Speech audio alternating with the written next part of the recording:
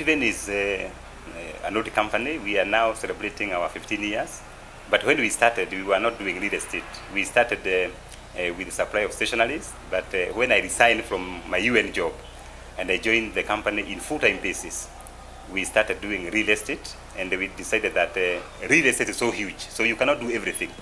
You know, we decided to do value-added plots, whereby we buy a project, you know, put infrastructure in that project. We put the water systems, we drill the boreholes, we plant the trees. We have a very strong policy on greening, and also we develop infrastructure. Then register those controls, do the house designs. So when you come, you just come with your fundi and construct your own house. So that is what we do. So 99% of our time, we do value-added plots. Other than that, there are people who bought our properties 5 years ago, and now they are doing construction. They tell us, George, you are very good people. We were happy to deal with you. Can you do a house for us?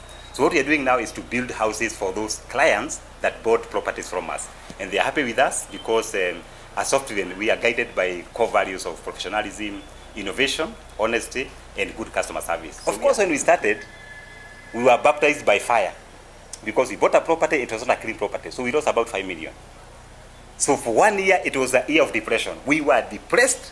We were stressed. You know, when they followed up, the guy switched off the phone.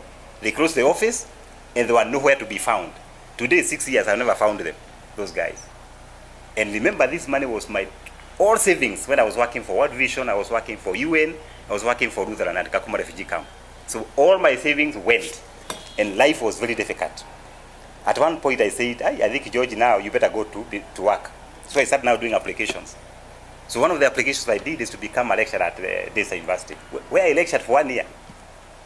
Of course, the money I was getting was not enough even to feed my family, to fuel my car, and life was difficult. But I said, don't give up. You know, as an entrepreneur, you have to encourage yourself. You have to keep moving. You have to put energy in you. And I said, George, wake up. Forget about the failure, because the failure taught you how to be a better person. So I said, once again, I'll start again. We went to property again. And God has been so faithful. We have now done quite a number of projects, and we have not encountered conmen. Maybe because we pray. The other day I went to Istanbul, and I saw this town. The town is 153 kilometers in length, 16 kilometers in width. So you can pick our Nairobi and drop it there. And the whole place is full of houses, you know, tall ones, taller than our KICC. So when I hear people talking about property bust, just because somebody passed through Lavington, Kileleshwa, and they saw a house to let, they think there's a property bubble. That's a lie. Why are Chinese coming here to invest big? Why are people from Taiwan coming here? Americans, they are here. The other day I went to Intercon. I found 500 Germans. The core business, real estate, and oil and gas. George Washuri for Optiven and others, they are sleeping. They are saying property bubble. We Kenyans, we better wake up. There's a lot of opportunities. Look at the flagship projects at Vision 2030. You know, the lab set, the opportunities that are going to open up. And remember, real estate follows infrastructure.